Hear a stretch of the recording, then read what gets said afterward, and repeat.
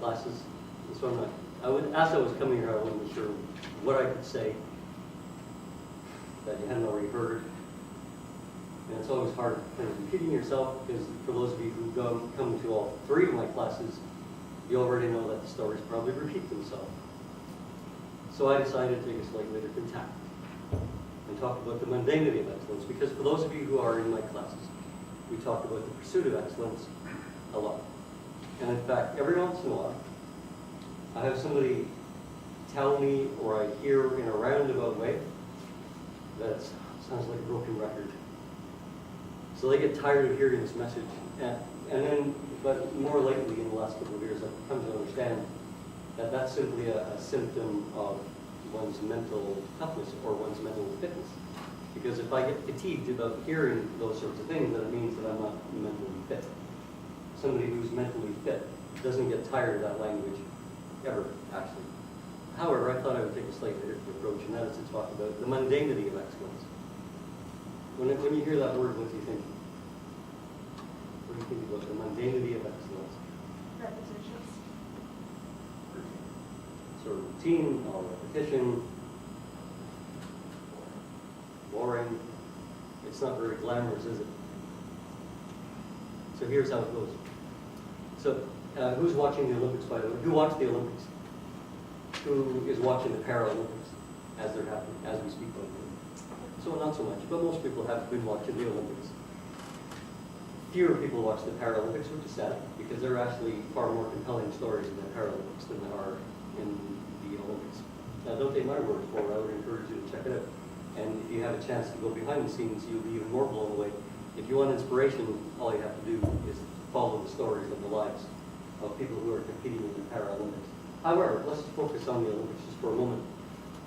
And so with the Olympics just over, and with people already talking about the Rio Olympics, which are 30 months away, you can actually count it in months, and everything starts ramping up in that regard. So let me share some stories around those ideas. So, because what happens to anybody who's an Olympic athlete for a brief period in time, so usually about a week, they get held on this pedestal and the spotlight is on them and the television cameras are on them, and every once in a while there's even a microphone in their face. And so these are people who, for the most part, live their lives in anonymity. Most people, certainly as a Canadian athlete, most people don't even know these people's names till the Olympics arrive, and then suddenly they get held up on this pedestal, and lo and behold, they become stars, and they have this blazing star for a brief period of time, and then the games are over, and they go home, and they go back to their lives. They go back to their somewhat ordinary lives, although it's not really ordinary, but for the most part, they fall off the radar altogether till the next Olympics. And if they happen to be a repeat Olympian, then we get to hear these people's names again, and it gets kind of exciting, and then the cycle repeats itself. For most of our Olympic athletes, that happens once. For the occasional athlete, it happens twice, and for a phenomenally rare event, it happens 5 times. Unless you're Ian Miller, that happens 7 times. At the age of 60, he's still an Olympian. Can you imagine that? Unbelievable. That's kind of an unbelievable story in and of itself. But for the most part, these people spend a very brief period of time in the spotlight, and then they kind of vanish once again. And so I work with these people. I work with them every day. And so in preparation for Rio, I signed on with Cycling Canada. And so some of you who are in my classes, you know that I have the pleasure of going to Los Angeles once a month, because that's where their training base is. And so I get to hang out with them in a warm, beautiful, sunny place. But what I recognize, and what most people don't see, is that here are a bunch of athletes who already have their sight on the Rio Olympics. Every moment of their lives is dictated by the quest for qualifying for the Olympics. And I can assure you there's nothing glamorous about it. And in fact, in most people's eyes, it would become a bit boring. And if I was to show you pictures of the house that they put us up in, you'd think, oh, you're living like a movie star. Because in fact, it was a movie star's house that we were staying in. And so there's, that part of it, that's great, and it's fun and exciting and everything. But to get up every day at 6 o'clock in the morning, because that's when the day generally starts, to get up every day, kind of get yourself organized for the next 6 hours of training. And some of you are elite athletes, and so you understand that. So the whole 2-a-day is going to send a lot of hours of training, but 6 hours of training, and this is the team that I'm working with in Los Angeles, are the track team.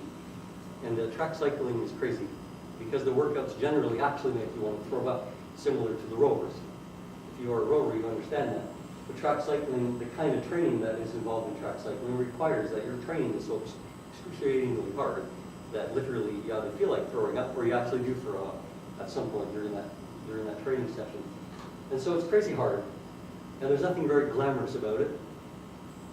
And then at the end, the day comes to an end, and I have the pleasure of sitting around the table. We call these round tables. We literally sit around the dining room table in this house, and we had a debrief on this day, and we talk about how that day went. We talk about the highlights. Well, the highlight today was I didn't throw up. Well, the highlight today was I shaved, a quarter of a second off my time, or something. Sometimes the highlight is simply that I survived training, and that's a highlight enough.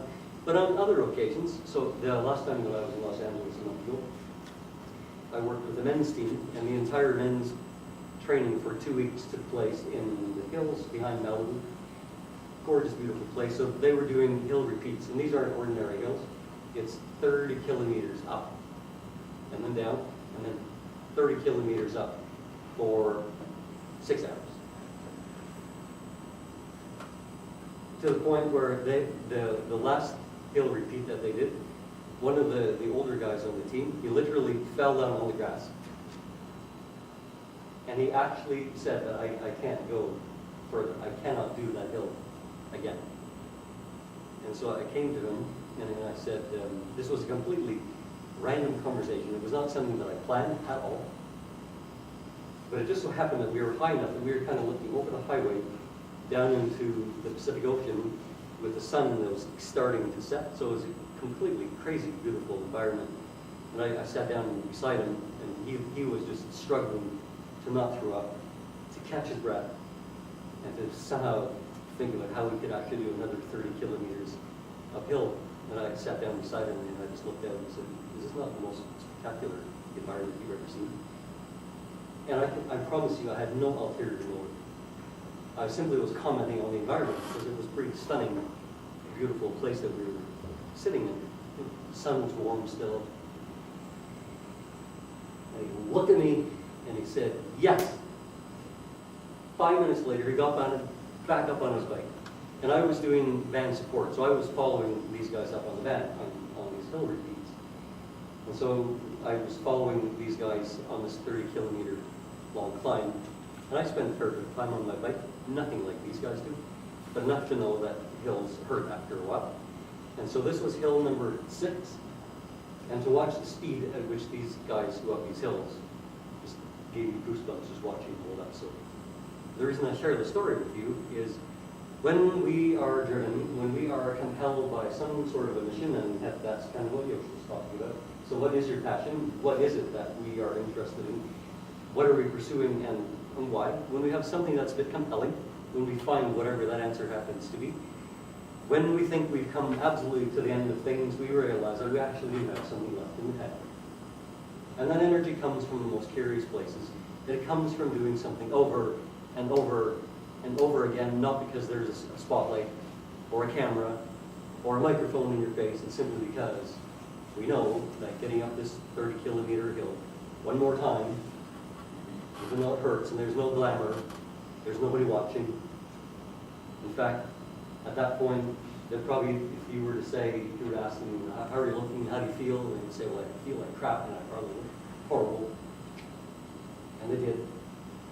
This guy who was lying there, and having no idea if he could actually make it up the hill one more time, he actually looked like crap, come to think of it. So the glamour is gone.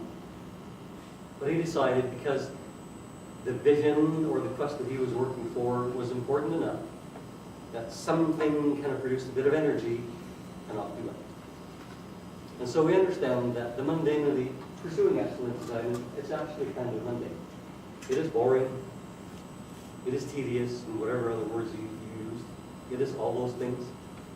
But if we find somehow a way to harness our energy, which is connected to our passion, which is connected to the gifts and abilities that we have, and that also requires a bit of searching and exploration on our part to understand what actually that is. And when we then find the energy to go through that over and over and over again when other people stop, because the camera is gone, or the coach is gone, or our teammates are gone, and we're actually left to our own devices to grind out a training session when nobody's watching. There's nobody with a stopwatch. There's nobody saying, hey, can I get your button gear? It's just you. That's when the mundanity of excellence kicks in. And if we can rise to the occasion at those moments, there is no end to what we are capable of.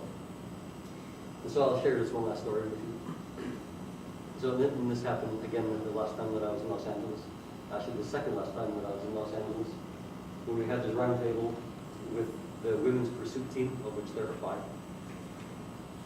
And this was the first time that we were actually going to throw some cards on the table, metaphorically speaking, and the card was this. So we talked about what actually the goal is. And that what I tend to do with the people that I work with, and some of you have been the recipients of these sorts of discussions, is I always have found that it's best that anything that you're afraid of, anything that you're apprehensive of, the very best strategy is to, again, just metaphorically speaking, is get the card on the table. If we kind of tuck it away in our subconscious because we don't actually want to talk about it, or we don't want to face it, if we just kind of go into denial, then probably it's going to be okay, or so we hope, and we kind of hope for the best. That's really a bad strategy, because at some point in time it's going to come back to bite us. And so for a better strategy, any kind of niggling fear or uncertainty that I have, I just get it out, and off we go. And so this was the strategy of that evening. This was my plan for that evening session. Because the plan was to actually just talk about literally what we were doing. And so I came and I sat down and I said, do you know, at that time there was 32 months, do you know that there are 32 months left? And one of the young women on that team pretty much had a heart attack. She's very graphic and she's very descriptive, and so I can't possibly do justice to her expression on that day. But the upshot of it was that, what do you mean there's 32 months left? You can actually count it? And I said, yes, 32 months. And so as soon as you put something into the time frame of months, it goes by pretty quick, yeah. I mean, the span of a term goes by so fast, it's crazy. Jasper and I were talking about it just before we started. So I won't tell you how long he's been here. He can tell you if he wishes. But I think the upshot of our little discussion was that time that he has been here has gone by like that. And so to think about, maybe being here for another year, you can't even think about how fast these sorts of time, how fast this time frame goes by. And so 32 months, that was the time frame that we were talking about. And so the card eventually that got placed on the table is that this group of women has committed to winning a gold medal in Rio, which is now 30 months away. And so it's an extraordinarily daunting task. Fortunately, I'm happy to say that their World Championships, which ended 2 weeks ago, they won a silver medal against all odds. There was no way on earth that they should have ever even been competing against Great Britain on that day, because their strongest athlete was at home sick. The person who typically is their alternative was now pressed into action as the 4th rider. An entirely new person who had never trained with the team at all, ever, was pulled in to be the 5th and the alternative. They always travel with 5, although there's only 4 in that race. So they were essentially competing with 3 against Great Britain's 4. So for those of you who are a soccer player, it's like playing 9 against 11 for all 9 games. It's kind of against all odds. It's like playing short the entire length of your game. So this is what they had. This is what they were dealing with. They were leading Great Britain with 300 meters left in the race. They were still leading. And they eventually, the 3 of them against the 4, they eventually just simply ran out of steam. They simply could not do it. But they lost by only a second. Just count in your head how long a second is. That's by how much they lost. So clearly, if they had had their 4th and the most powerful member of their team there, and if everybody had been healthy, then most likely, and one can never say, but the odds are such that given the fact that they lost only by a second, that's however long it takes you to count that, would have actually given them a gold medal, which is just evidence that the trajectory toward a gold medal podium, toward a gold medal on the podium in Rio in 30 months is entirely loose. It's just that the time, what's going to be require them from now till then is, what is it? The mundainity of excellence. It's a cool lesson, and it's a lesson that applies to all of us, seriously enough.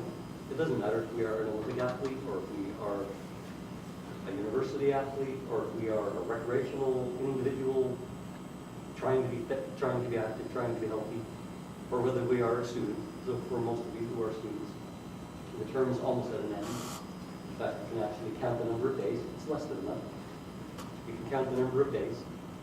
And so my challenge to you is, can you hang on? And in fact, more than can you hang on, can you thrive till the end of this term? The mundainity of excellence. No mystery, no magic. It's just that's what we have to do. And it becomes fun. That's all.